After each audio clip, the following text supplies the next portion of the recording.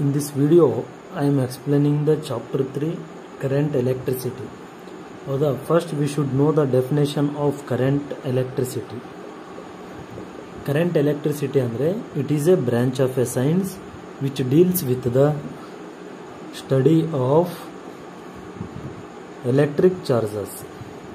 Study of electric charges in motion ಅಂತೇಳಿ ಹೇಳ್ತೀವಿ. Electric charges in motion.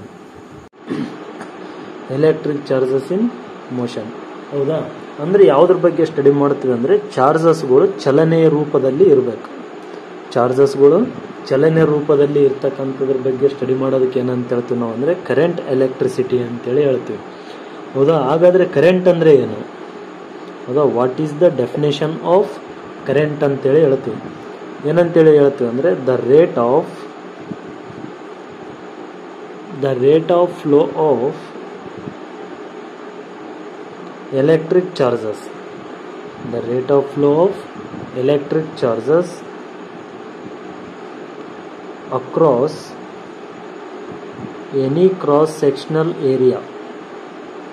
Across any cross-sectional area of the conductor. Area of the conductor.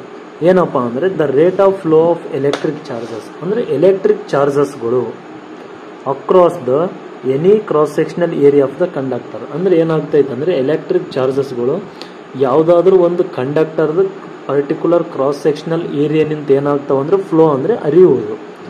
ಹೌದಾ?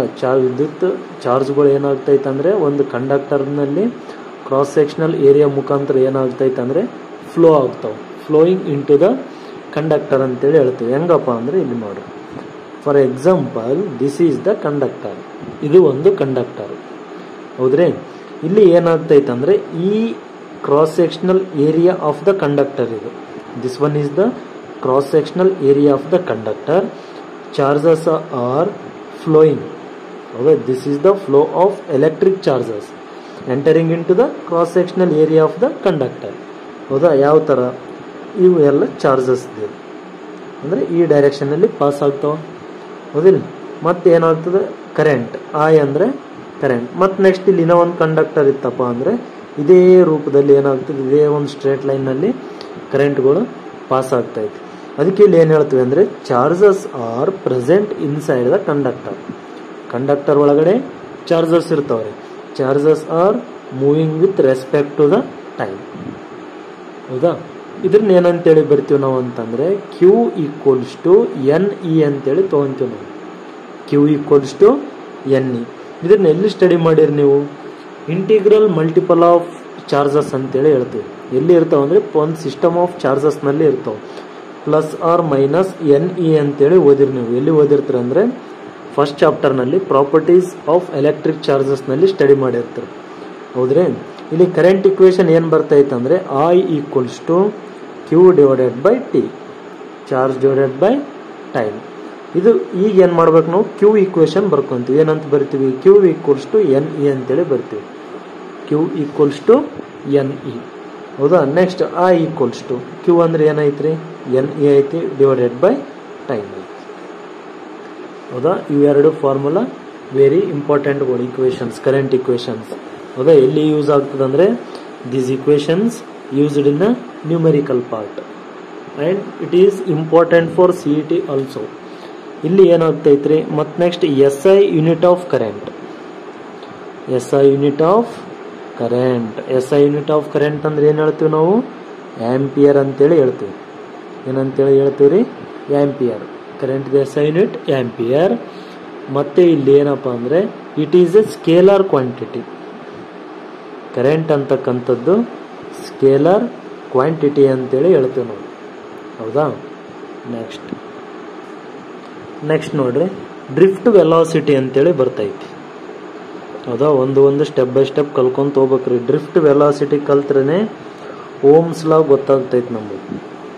ಹೌದಾ? ಹೆಂಗಂತೇಳಿ next ವಿಡಿಯೋನಲ್ಲಿ ಗೊತ್ತಾಗ್ತೈತಿ ನಿಮಗೆ. Explanation ಕೇಳ್ಕೊಂತ ಹೋದ್ರೆ ಇಲ್ಲಿ ಡ್ರಿಫ್ಟ್ ವೆಲಾಸಿಟಿ ಅಂದರೆ ಫಸ್ಟ್ ನಿಮ್ಗೆ ಏನು ಗೊತ್ತಿರಬೇಕಂದ್ರೆ in the absence of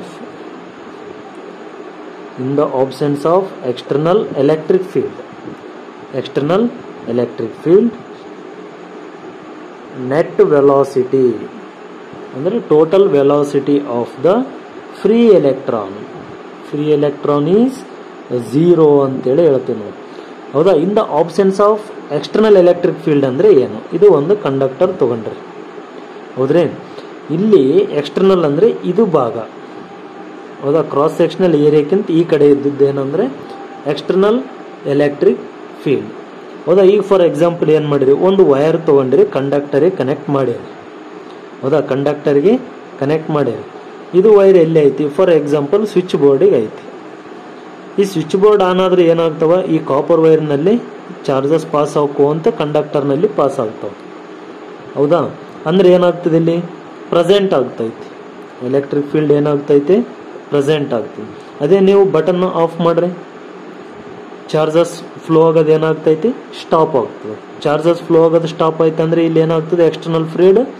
external electric field ಏನಾಗಲ್ಲ? ಕ್ರಿಯೇಟ್ ಆಗಲ್ಲ. ಹಂಗಂದ್ರೆ ಏನಾಗ್ತದೆ? ಇಲ್ಲಿ ನೆಟ್ ವೆಲಾಸಿಟಿ ಏನಾಗ್ತೈತಿ? ಚಾರ್ಜಸ್ ರೆಸ್ಟ್ ಪೊಸಿಷನ್ ಅಲ್ಲಿ ಬಂದ್ಬಿಡ್ತಾವ್ರಿ. ಹಂಗಾಗಿ ಏನಾಗ್ತದೆ ಇದ್ರದ್ದು ಯಾವುದು? Net velocity of the free electron is 0 ಅಂತೇಳಿ ಹೇಳ್ತೀವಿ. ಈ ತರ ಅರ್ಥ ಮಾಡ್ಕೋಬೇಕು ಕಾನ್ಸೆಪ್ಟ್ನ. ಮತ್ತು ನೆಕ್ಸ್ಟ್ ಏನಂತ ಹೇಳ್ತೀವಿ ಅಂದರೆ SI unit of drift velocity. VD ಅಂದರೆ ಡ್ರಿಫ್ಟ್ ವೆಲಾಸಿಟಿ. ಇದನ್ನ ಏನಂತೇಳಿ ಬರ್ತೀವಿ ಅಂದರೆ ಮೀಟರ್ ಪರ್ ಸೆಕೆಂಡ್ ಅಂತೇಳಿ ತೊಗೊತೀವಿ. ನೆಕ್ಸ್ಟ್ ಆರ್ಡರ್ ಅಂತೇಳಿ ಬರ್ತೈತ್ರಿ, order of drift velocity 10⁻⁻⁴ metre per second. ಈಗ ನೀವು ಓದಿರ್ತೀರಿ ಯಾವುದು? ಪೀಕೋ ಫ್ಯಾರಡ್ ಅಂದರೆ 10⁻⁻12, ಹೌದಾ? ಮೈಕ್ರೋ ಅಂದರೆ 10⁻⁻6. ಇವೆಲ್ಲ ಆರ್ಡರ್ಗಳಿವು. ಅದೇ ಥರ ಡ್ರಿಫ್ಟ್ ವೆಲಾಸಿಟಿದ ಆರ್ಡರ್ ಅಂದರೆ ಏನು ಬರ್ತೈತ್ರಿ? 10⁻⁻⁴ ಅಂತೇಳಿ ಬರ್ತೈತಿ, ಹೌದಾ? ನೆಕ್ಸ್ಟ್ ನೋಡ್ರಿ, ನೆಕ್ಸ್ಟ್ ಯಾವ್ದು ಕಲಿಬೇಕು ಈಗ ಅಂದರೆ ಡೆಫಿನೇಷನ್ ಆಫ್ ಡ್ರಿಫ್ಟ್ ವೆಲಾಸಿಟಿ.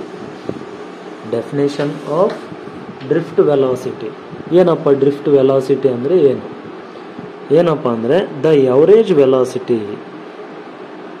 ಏನಂತೇಳಿ ಹೇಳ್ತೀವಿ ನಾವು? The average velocity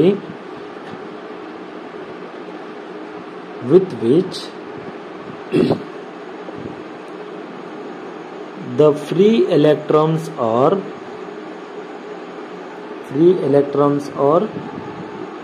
drifted from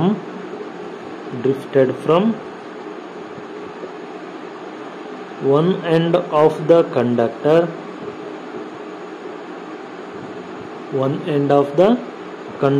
to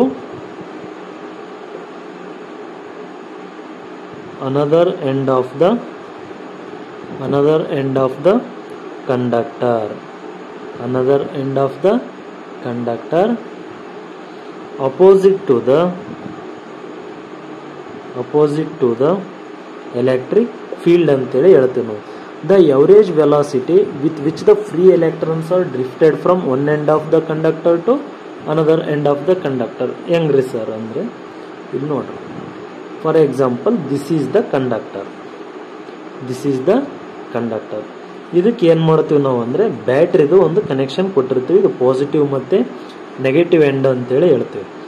current ಹೆಂಗೆ ಎಂಟರ್ ಆಗ್ತದ್ರಿ? ಬ್ಯಾಟ್ರಿ ನಿಂತ ಕನೆಕ್ಷನ್ ಕೊಟ್ಟಿವಿ, ಈ ಡೈರೆಕ್ಷನಲ್ಲಿ ಕರೆಂಟ್ ಏನಾಗ್ತದೆ? ಚಾರ್ಜಸ್ ಎಂಟರ್ ಆಗ್ತೈತಿ. ಯಾವುದರಲ್ಲಿ? ಕಂಡಕ್ಟರ್ನಲ್ಲಿ. ಹಂಗಂದ್ರೆ ಎಲೆಕ್ಟ್ರಿಕ್ ಫೀಲ್ಡ್ ಡೈರೆಕ್ಷನ್ ಯಾವ ಕಡೆ ಬರ್ತೈತಿ? This is the electric field direction, ಹೌದಾ? ಈಗ ಏನಾಗ್ತೈತೆ ಅಂದರೆ free electrons one end of the ಕಂಡಕ್ಟರ್ನಿಂದ ಇನ್ನೊಂದು ಎಂಡ್ ಆಫ್ ದ ಕಂಡಕ್ಟರ್ಗೆ ಹೋಗ್ತಾವ, ಮತ್ತೆ ಬರ್ತಾವ, ಮತ್ತೆ ಹೋಗ್ತೈತೆ, ಮತ್ತೆ ಬರ್ತೈತೆ. ಅಂದ್ರೆ ಏನು ಇಲ್ಲಿ ಅಂತಂದ್ರೆ ಎಲೆಕ್ಟ್ರಾನ್ಸ್ ಡ್ರಿಫ್ಟ್ ಆಗ್ತಾವ್ರಿ. ಹಿಂಗೆ ಡ್ರಿಫ್ಟ್ ಆಗೋದಿಲ್ಲ, ಇಲ್ಲಿ ಸುತ್ತ ತೋರಿಸ್ತೀವಲ್ಲ ಮಾರ್ಕ್, ಅಂದ್ರೆ ಎಲೆಕ್ಟ್ರಾನ್ ಏನಾಗ್ತಾವ? ಡ್ರಿಫ್ಟ್ ಆಗ್ತವೆ. ಎಲ್ಲಿ ಡ್ರಿಫ್ಟ್ ಆಗ್ತಾವ ಅಂದ್ರೆ ಒನ್ ಎಂಡ್ ಆಫ್ ದ ಕಂಡಕ್ಟರ್ನಿಂದ another end of the conductor ಒಳಗಡೆ ಏನಾಗ್ತೈತಿ? ಡ್ರಿಫ್ಟ್ ಆಗ್ತೈತಿ. ಇಲ್ಲಿ ಬ್ಯಾಟ್ರಿಗೆ ಏನಂತೇಳಿ ಬರ್ತೀವಿ ನಾವು ಅಂದ್ರೆ ಪೊಟೆನ್ಷಿಯಲ್ ವಿ ಅಂತೇಳಿ ತೊಗೊಂತೀವ್ರಿ, ವೋಲ್ಟ್ ವಿ, ಹೌದಾ? ವೋಲ್ಟ್ ವಿ ಬ್ಯಾಟ್ರಿಯಲ್ಲಿ, ಹೌದ್ರಿ? ಇದು ಏನಪ್ಪ ಅಂದ್ರೆ ಡ್ರಿಫ್ಟ್ ವೆಲಾಸಿಟಿ ಅಂತೇಳಿ ಹೇಳ್ತೀವಿ. ಮತ್ತು ಇನ್ನೂ ಒಂದು ಏನು ಪಾಯಿಂಟ್ ನೆನ್ಪಿಟ್ಕೋಬೇಕು ನೀವು ಇಲ್ಲಿ ಅಂತಂದ್ರೆ, another end of the conductor ಆದ್ಮೇಲೆ opposite to the electric field. ಈಗ ಇಲ್ಲಿ ನೋಡ್ರಿ, ಎಲೆಕ್ಟ್ರಿಕ್ ಫೀಲ್ಡ್ ಈ ಡೈರೆಕ್ಷನ್ ಅಲ್ಲಿ ಐತಿ, ಹೌದಾ. This is electric field. Electron ಹೆಂಗೆ ಡ್ರಿಫ್ಟ್ ಆಗ್ತಾವ, ಈ ಡೈರೆಕ್ಷನಲ್ಲಿ ಡ್ರಿಫ್ಟ್ ಆಗ್ತಾವ. ಅಂದ್ರೆ ನೋಡ್ರಿ opposite to the electric field. Electrons are drifted opposite to the electric field. ಅಂದ್ರೆ ಎಲೆಕ್ಟ್ರಿಕ್ ಫೀಲ್ಡ್ ವಿರುದ್ಧವಾಗಿ ಏನಾಗ್ತೈತ್ರಿ, ಎಲೆಕ್ಟ್ರಾನ್ಸ್ಗಳು ಡ್ರಿಫ್ಟ್ ಆಗ್ತಾವ ಅಂತೇಳಿ ಹೇಳ್ತೀವಿ ನಾವು. ಹೌದ್ರಿ. ನೆಕ್ಸ್ಟ್ ಏನಂದ್ರೆ ಇದರದ್ದು ಡೆರಿವೇಶನ್ ಬರ್ತೈತಿ. Derivation for drift velocity.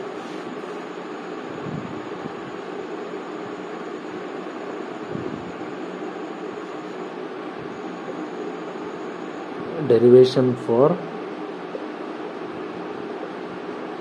drift velocity. ಏನಪ್ಪ ಡ್ರಿಫ್ಟ್ ವೆಲಾಸಿಟಿ ಅಂದ್ರೆ ನಿಮ್ಗೆ ಆಲ್ರೆಡಿ ಗೊತ್ತೈತಿ. ಈ ಡ್ರಿಫ್ಟ್ ವೆಲಾಸಿಟಿ ಅಂದ್ರೆ ಏನು ತಗೊಂತೀವಿ ನಾವು ಅಂತಂದ್ರೆ, ಈ ಡ್ರಿಫ್ಟ್ ವೆಲಾಸಿಟಿ ಕಲಿಯೋದಕ್ಕಿಂತ ಮುಂಚೆ ಏನು ಮಾಡ್ಬೇಕಂದ್ರೆ ಇನ್ನೂ ಒಂದು ಡೆರಿವೇಶನ್ ಬರ್ತೈತಿ. ಇನ್ನೂ ಒಂದು ಡೆರಿವೇಶನ್ ಏನು ಬರ್ತೈತಂದ್ರೆ ರಿಲೇಷನ್ ಬಿಟ್ವೀನ್ ಡ್ರಿಫ್ಟ್ ವೆಲಾಸಿಟಿ ಅಥವಾ relation between current and drift velocity ಅಂತೇಳಿ ಬರ್ತೈತಿ. Relation between current and drift velocity. ಸಿಯರ್ relation between current and drift velocity.